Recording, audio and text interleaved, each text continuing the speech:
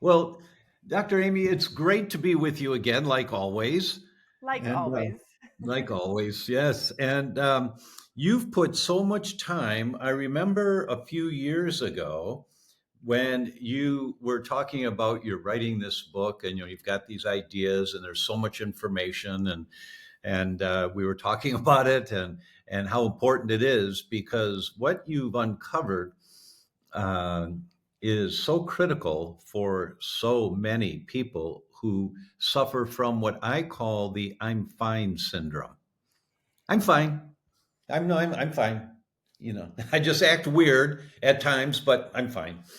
So my first question is, how did you come up with the title? Oh, how interesting. So, when I was on my healing journey, it started with trying to figure things out for my foster adopted son. And when I work with children, it's very different, Tom, because their nervous systems have not had the years of accumulation that we Yeah. adults have. So it really wasn't until 2014 when I got multiple health conditions and I realized that they were related to adverse childhood experiences that I realized I needed to do my own trauma work. And I didn't even know what that meant at that time. I just knew that I needed to do it. And as I started my trauma work and even training in different trauma therapy modalities, I found my physical health being the limiting factor. And I would have these physical reactions. My gut would become all upset after a great therapy session, or I'd go into somatic training and I'd have a flare up of my chronic fatigue and barely be able to get through the 4 days of training. And so that's when I started to make the connection. There's something that's happening in my biology that's actually getting triggered and is somehow connected with my trauma work, and it's holding me back. And So so you that's when I really leaned into functional medicine, really leaned into your stuff because I had autoimmunity. We had discovered that as part of the puzzle. And my goodness, it's like everything started to open up as I addressed my biology of trauma. you thought that the things you were doing were cutting edge, more than accurate to deal with your realizations about trauma of earlier in life. And as you Oh, started yeah, going into those venues, you got sicker. I did. Yes, Shocked me. that's such an important concept that when we undo the cap on something that we've been suppressing for a lifetime and we undo the cap, it can cause an overflow that comes out with anything from chronic fatigue to joint pains to skin conditions to cognitive decline to depression to anxiety. And this was a big aha moment for you and for people that do this when they're putting their toe in the water, as opposed to understanding you really have to put a life jacket on and jump in the deep end. Yeah, I didn't realize that I was opening Pandora's box Yeah, in a way that was going to affect my physical health. that's I important. expected, Right. That's what's really important. It's not that you opened the box, it's that you did it in a way that caused some complications along the way. And what you've discovered is how to do this without experiencing the complications.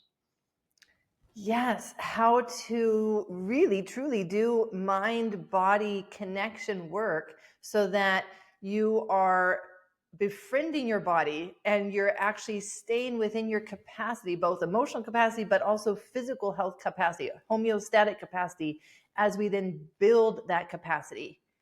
And that was what changed everything for me for my healing journey, because I realized that what I had been doing was having good intentions, but exceeding my capacity, and my body at the cellular level was responding and saying, this is more than what we can handle, and we're going to shut down to try to protect you.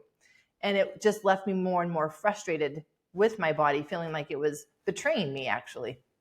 Yeah, I didn't hear. I don't think I've ever heard of anyone before you talking about identifying the capacity of how much you can address at one time.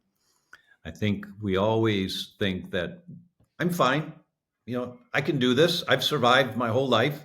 I can deal with this stuff. I'm an adult now. And so we think we just jump in the deep end without a life jacket.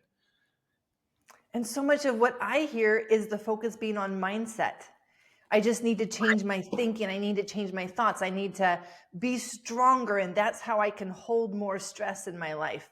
And Right. yet, what you and I look at and study is no, it actually really comes down to your cellular capacity for how much stress you can hold and not break.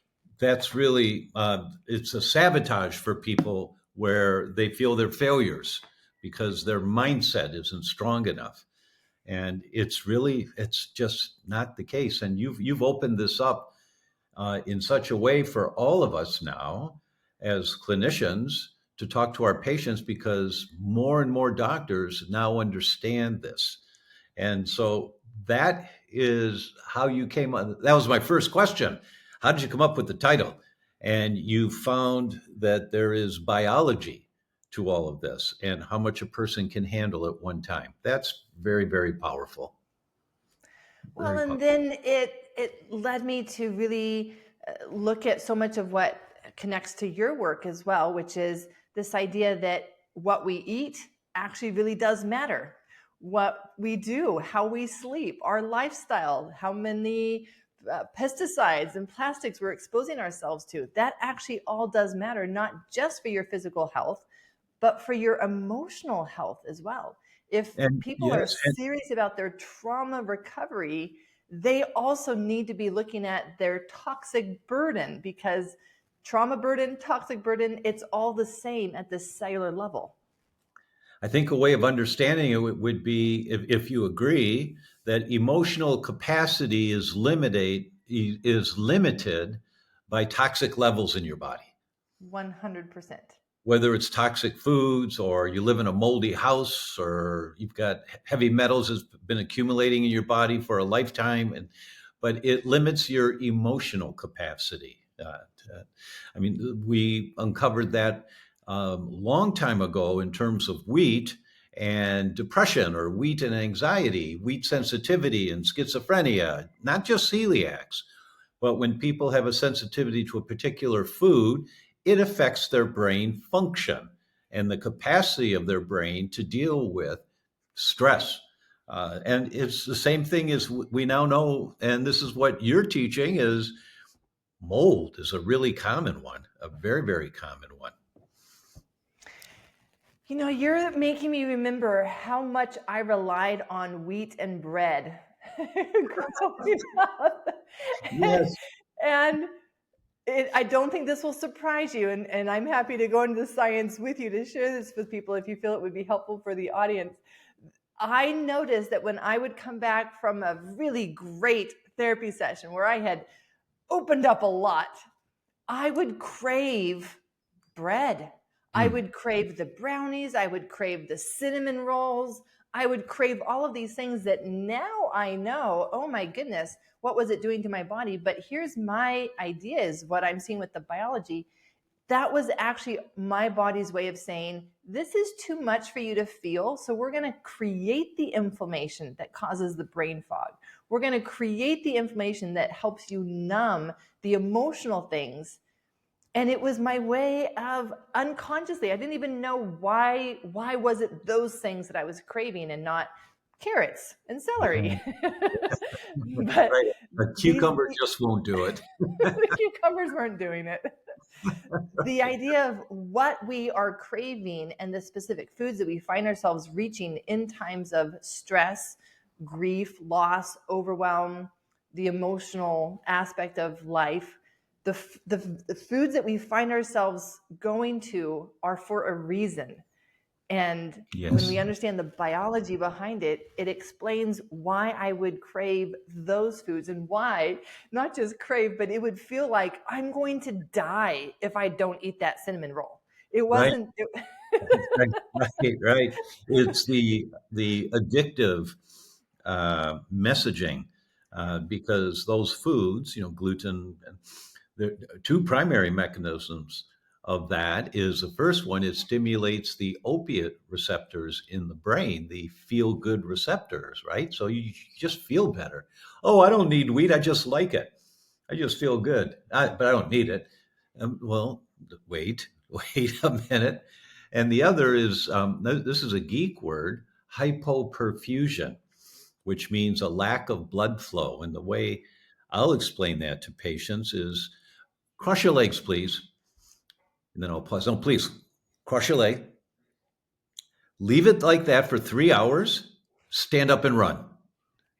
You can't because there's not enough blood in your leg to do that. And when you eat wheat, 73% of the people that have a sensitivity to wheat, an immune reaction to wheat, have hypoperfusion, a lack of blood flow into the brain, like you've crossed your leg for 3 hours. So, first, it stimulates the opiate receptors, the feel good receptors. And then, second, it causes hypoperfusion. So you're kind of in a dumbed out feel good, but in a dumbed down state from it. And that's a lot of what that's all included in your books now. But for our listeners, it's really good to understand why some of this is happening to us and what the path is out of it. So, is there a specific protocol that you recommend in terms of how do I get started dealing with the biology of my trauma? Yes, and it's yes, and as you're talking about the opiate receptors and the hypoperfusion, Tom, like this is why I love the science in the body, because in chapter 6 of my book, I lay out the 3 survival mechanisms that the body engages when it goes into a trauma response. And you've just described 2 of those. The first one is dissociation. Mm-hmm. We don't want to be present to our reality if something so awful is happening that we can't understand it and process it. And so there's a degree of disconnection, there's a degree of dissociation. And the opiate receptors are involved in that. Our own endorphins get released in that moment. And so here we are later still trying to engage that survival mechanism through other things like gluten that binds those opiate receptors. It is a way for us to continue to try to survive things that we don't want to feel. Right. The second pattern, which very few people pick this up, the second pattern is immobilization. So this idea that it shocks us and it stuns us as we realize that we are trapped and powerless and there's nothing that we can do. And that moment of freeze or internal paralysis causes chronic disruption of flow and movement. There's an element of our body that stays in that immobilization. And that's what the hyperperfusion is. It's a immobilization of our blood flow. And so we see that happening to our lymphatic system. We see that happening to our cardiovascular system. We see these trauma survival mechanisms play out in our biology. And it becomes a way for us to be able to recognize when our body has still these chronic patterns, this trauma that has become chronic and is not just in the past, but somehow is still living on in our bodies. And then the third mechanism, just to be complete, would be the energy conservation. This idea that our metabolism shuts down, our mitochondria shut down, our breath shuts down. It's just this cellular hibernation, not just at the cellular, at the system level, this hibernation that becomes our way of surviving. It's no longer make energy and use energy, it's conserve energy, use as little energy as possible. And so being able to, I think what's important for people here, because in my mind, sometimes when I'm doing interviews, I'm listening with the ears of non-medical people. And so I just want to clarify, when Dr. Aimie is saying shuts down, what she's referring to is a dimmer switch, and it's getting dumbed down, just dimmed down. It's not an on-off switch. Well, my energy's not shut down. I'm still going to work every day. Their mind can fight that. So I just want to tweak that a little bit. from shut down to dimmed down. And it can be dimmed down to the point of complete dysfunction, hard to get out of bed, or it can be dimmed down to where it's just hard to get through the day or anywhere in between. And then we go back to your "I'm fine" syndrome. That's exactly right. I'm fine, thank you. I'm fine. Right. Really, and then we can ask them the question that you've asked me before. Are you really happy? Is that what you mean when you say I'm fine? And Yes. no, like we've lost our joy, we've lost our zest for life because that's not what we have when we've had that dimmed down effect on our body and our cellular processes. So, for the people that are listening to this, I'm going to wrap it up pretty soon because this is so powerful. If we've captured their interest enough with what we've just talked about, and I think for a lot of people, this will capture their interest and not put them into such overwhelm that they don't know what to do. My question is a couple of questions. First, what percentage of people that have a chronic degenerative disease will have a contributing component to the creation of that disease from some trauma earlier in life? What a great question. And I was presenting at a conference recently, and I put on a slide, all chronic health conditions are related to trauma biology. And they made me take it down. They said, that's not science, that there's no evidence. And I say, yes, there is. If you go back to the studies, the research studies on adverse childhood experiences, that was measuring childhood trauma. It has now been connected with every single chronic health condition. Yes. Now, we haven't Yeah. understood the mechanism, and that's Now, what I try to lay out in my book. that conference wouldn't have been in Colorado, would it? It's a possibility. It's a It's a possibility. possibility. I understand. I understand. I had some similar experiences. But for those that are listening, I'm in full agreement. I've always talked about this, and quite honestly, I don't recall if it's in your book, but and I know that you and I have talked about it before, and that I look at four quadrants when people have a chronic condition. The structure is the base. I think of a three-sided pyramid, but there's four sides to a three-sided pyramid. There's a base, and the base is your structure, and that's the home of chiropractic and massage and posture and exercise and all of that. And then there is the biochemistry where most people spend the majority of their time. And then there is the emotional or spiritual, which is where we are talking about right now. This is so powerful. And then there's the electromagnetic. And I think we have to look at least those four parameters. And my experience is with chronic conditions that don't respond immediately to really good care, comprehensive care, you have to dive into the emotional spiritual. That's where the emergency brake is. You back out of a driveway and you say, "What's wrong with this car? It's barely the emergency brake." And you let go of the emergency brake and you back up just fine. That you can do all of the nutrition, all of the diet, all of the pharmaceuticals, all of the exercise and posture. But if you've got this biology of trauma, that could be, and not if you do, but if it's a strong component of what's contributing to the manifestation of dis-ease that you have, you're backing out of a driveway with the emergency brake on. And I have found consistently, and I know Aimie, you would validate this, that it's almost every patient that didn't get well, seeing really good doctors, doing really good protocols, it's the trauma, it's the biology of trauma that they have not yet addressed. That's the emergency brake. That is the emergency brake. And this is why I wrote my book, Tom, because I saw when I had my health experience, it was a revelation to me that my body was holding trauma. I never would have used that word.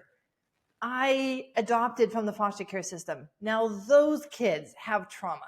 Who am I to say that I had trauma? Yeah. So this was why I really wanted to write this book, to lay it out, to say these are the patterns. If you recognize the patterns, then you can know that your body's holding on to trauma, whether you've recognized it or not, whether you've downplayed it or not. And it's not anything bad. Sometimes it's just life. Life is tough. Life is toxic. Life is hard. And there's no shame in what our body has done in those experiences, and also to hold on to those experiences until we're ready to heal, resolve, feel it, release it. And so until we release it, we are still holding on that emergency brake, and everything will feel harder. Yeah. And we may resolve our gut issues, but then it'll pop up as skin issues. And then we resolve those, and it'll pop up somewhere else, because it's going to surface somewhere. It Yeah. can't be stuffed down forever and it not surface into different kinds of problems. Dis-ease, as you say. Well, you are on the cutting edge in bringing this information, this side of the pyramid of health, if you will, out to the functional medicine and integrative medicine world. Like no one's talked about, everybody's done a little bit of lip service, but you've done the deep dive and you've really laid it out for all of us to have a much clearer, bigger understanding and recognize the essential nature of including this in therapeutic protocols. So thank you so much for doing that and being the catalyst that you are. I know this is your life's work, and I'm just so glad that we walk a similar path. And every once in a while we get to high five each other. Yes, and it meant the world to me to get your endorsement. Well, thank you. It was a real pleasure. It's you're doing great work in the world, helping hundreds of thousands of people. And for those that watch this interview, it is worth the deep dive to take a look at Amy's book. In my books, I've always said, you know what, just open it up to any page. Or if you go on Amazon, they often have a sample of the book that you can look at. Just fast forward the arrow to any page, read one paragraph, just one paragraph. And if it calls to you, get the book. And maybe you'll read a third of it, maybe read a half of it, maybe you won't be able to put it down and you're done with it in a day or two, but if reading a paragraph calls to you, if this is kind of interesting, get the book and spend the time to be exposed to this information. And it might just change the direction of your life completely. So, Amy, thank you so much. Thank you for doing your work and for being my friend. Oh, thank you so much.